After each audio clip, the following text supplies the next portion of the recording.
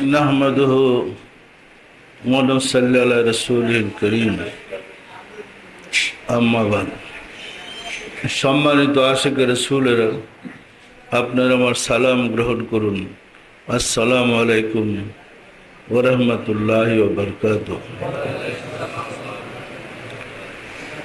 সম্মানিত আশিক রাসূলেরা, নিশ্চয়ই আপনারা অবগত আছেন ঈদে মিলাদুন নবী আমাদের সামনে এসে গিয়েছে।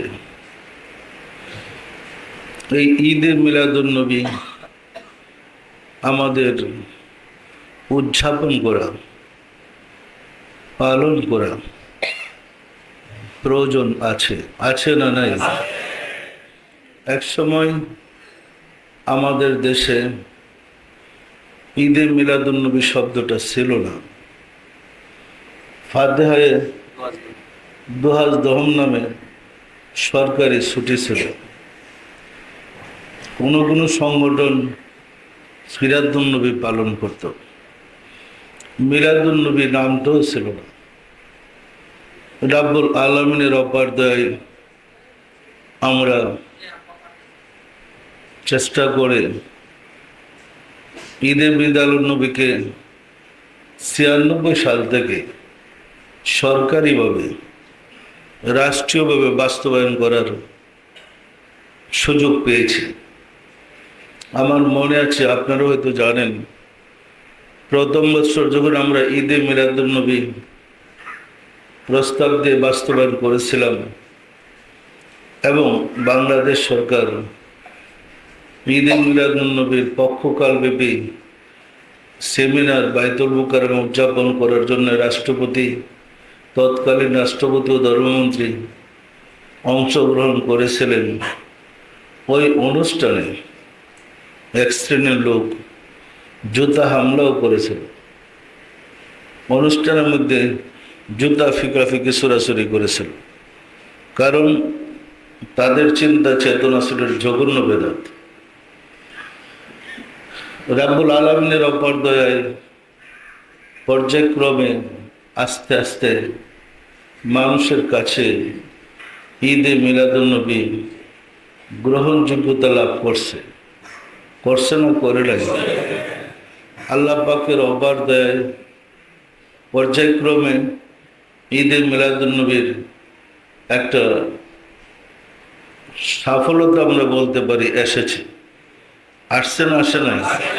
কিছুক্ষণ আগে বাংলাদেশ সরকার কিভাবে ঈদে মিলাদুন নবী উদযাপন করার সিদ্ধান্ত নিয়েছেন এবং ঘোষণা দিয়েছেন, আপনারা অবগত হয়েছেন। সম্মানিত আশিক রাসূলেরা, ইহা কি আল্লাহ এবং আল্লাহ রাসূলের জন্য আমাদের বিজয় নয়? যে দেশে ঈদে মিলাদুন নবীকে শিরিক বেদাত বলা হয়, সেদিকে সর্বস্তরে ঈদে মিলাদুন নবী রাষ্ট্রীয়ভাবে উদযাপন হচ্ছে। ইহা কি আমাদের জন্য চরম বিজয় নয়? সম্মানিত আশিক রাসূলেরা, আমরা চেয়েছিলাম আমরা তো রাসূলের জন্য একান হই। উম্মতে মুহাম্মদী সবাই তো রাসূলের উম্মত, সবার জন্য তো এই দিনটা আনন্দের দিন, সবাই উদযাপন করুক।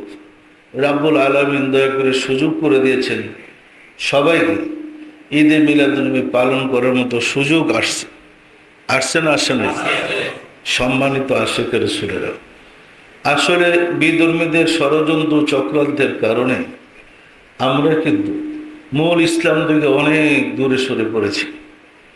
পর্যায়ক্রমে আমরা চেষ্টা করেছি মূল ইসলামটা কি ছিল, আমরা কি হারিয়ে ফেলেছি, চেষ্টা করেছি আবার কি আনা প্রয়োজন। পর্যায়ক্রমে চেষ্টা করতেছি উহাকে মানুষের কাছে তুলে ধরতে। রাব্বুল আলামিনের দয়ায় মানুষও সাদরে উহা গ্রহণ করছে না, করে নাই? আমরা ইতিপূর্বে যে ব্যবস্থাগুলো নিয়েছি সরকারিভাবে, প্রায় অনেকগুলাই রাষ্ট্রীয়ভাবে গ্রহণযোগ্যতা লাভ করেছে, বাস্তবায়ন হয়েছে। তো আমরা চাই ভুলের মধ্যে না থেকে আমরা শুদ্ধটা ঠিক করে নিই। এবারে আমাদের ওনারা প্রস্তাব রেখেছিলেন রাসূলের জন্ম মৃত্যু 1 তারিখ নয়, এটা সংশোধন করে ফেলাইতে। হয়তো একটু ঝামেলা বেজে গেছে, এটা হয় না। আশা করে যে আল্লাহ দয়া করে সুযোগ করে দিলে আস্তে আস্তে এটা ঠিক হয়ে যাবে। একটা ভুল ধর্ম আপনাকে মুক্তি দিতে পারে না, একটা ভুল কাজ করে আপনি উপকৃত হইতে পারেন না। এই যে বিভ্রান্তি ধর্মের মধ্যে, ধর্ম না জানার কারণে। আর অবিশ্বাস্য হইলেও সত্য, আমাদের দেশে যারা ধর্মে বেশি অজ্ঞ ওনারা হয়েছেন ধর্মের বিশেষজ্ঞ। এই বিশেষজ্ঞদের যন্ত্রণায় মানুষ আর সত্যটাকে খুঁজে পাচ্ছে না। সত্য না মিথ্যা বলেন? যেমন আমাদের সমাজে ধারণা দেওয়া হয়েছে দাড়ি টুপি জুব্বা পাগড়ি ধর্ম। আসলে কোনোটাই ধর্ম না। দাড়ি টুপি জুব্বা পাগড়ি ঢিলাগুলো তো ধর্ম না। ধর্ম তো কলবের ব্যাপার। এই জুব্বা পাগড়ি দাড়ি টুপি তো সব ধর্মের লোকেরই আছে। জুব্বা পাগড়ি দাড়ি টুপি বললে কি আর ইমানদার ভাই? আমাদের সবচেয়ে পরম পাওয়ার, যাকে সৃষ্টি জগতের শ্রেষ্ঠ মহামানব করে রাব্বুল আলামিন জগতে প্রেরণ করেছেন, আমরা সেই রাহমাতুল লিল আলামিনের উম্মত আর খুশনসিব পেয়েছি। ইহা কি আমাদের পরম ভাগ্য নয়? সেটাকে আমাদের ধরে রাখতে হবে না? রাসূল কি চেয়েছেন? আপনি এখনো আরবে যান, এক শ্রেণীর লোক এসে বলছে, ইয়া রাসূলুল্লাহ, আমরা ইসলাম গ্রহণ করতে পারে টিকি রাখবো। ওই যে পিছন দিক দিয়ে সারা মাথা মুন্ডাইয়া পিছনে 1 বিঘত লম্বা 1 গুছ চুল রাখে টিকি। টিকি বুঝেন তো? যে আমরা টিকি রাখবো, ইসলাম গ্রহণ করতে পারি।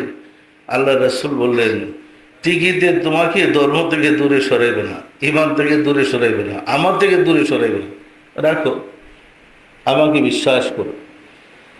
আরেক শ্রেণীর লোক এসে বলছেন, ইয়া রাসূলুল্লাহ, আমরা সন্ধ্যার সময় উলুধ্বনি দেব, ইসলাম গ্রহণ করতে পারি। আল্লাহ রাসূল বলেন, আপত্তি নেই, ইসলাম গ্রহণ করো, আমাকে বিশ্বাস করো, কিন্তু তুমি উলুধ্বনি দেও। এখনো আরবে হজের সময় দেখা যায় এক শ্রেণীর লোক মাগরিবের নামাজের সময় উলুধ্বনি দেয়। এরা কিন্তু হিন্দু মনে করেন না, এরাও মুসলমান, এরাও রাসূলের আসে। আরেক শ্রেণীর লোক বললো, ইয়া রাসূলুল্লাহ, আমরা ইসলাম গ্রহণ করতে পারি, আমরা পয়দা বলবো। পয়দা বুঝেন তো? আল্লাহ রাসূল বললেন, পয়দা তোমাকে ইমান ঠেকাইবে না, পড়ো পয়দা, তবু আমাকে বিশ্বাস করো। দেখেন তো রাসূল কত উদার মনের লোক ছিলেন। ছিলেন না? ছিলেন না? উনি চেয়েছেন মানুষকে মুমিন বানাইতে।